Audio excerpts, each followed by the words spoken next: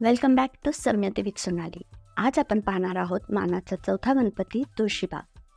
अनेक वर्षांपासून महिलांच्या आकर्षणाचे केंद्र असलेली बाजारपेठ म्हणजे तुळशीबाग.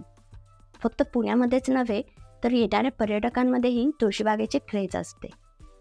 1901 साली या मंडळाची स्थापना झाली. तुळशीबागेचा गणपती 4 हातांचा असून डाव्या सोंडेचा आहे. वरील 2 हातांमध्ये पाश अंकुश तर डाव्या हातांमध्ये मोदक आणि उजवा हात हा अभयमुद्रित आहे. तुळशीबाग गणेशोत्सवाला भव्य देखाव्यांची परंपरा होती. 1952 साली त्याला सुरुवात झाली. ती 2000 पर्यंत चालू होती. विशेष म्हणजे या मंडळाचा पहिलाच देखावा हा हलता होता.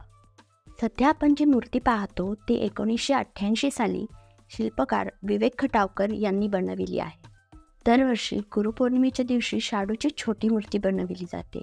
उत्सव काळात या मूर्तीस पूजेची मूर्ती म्हणून मान असतो. छोटी मूर्ती ही मोठ्या मूर्तीची प्रतिकृती असते. इतर गणपतीस जसे सोन्या चांदीचे आभूषणे आहेत तसे याही गणपतीस अंदाजे 150 किलोचे चांदीचे दागिने आहेत.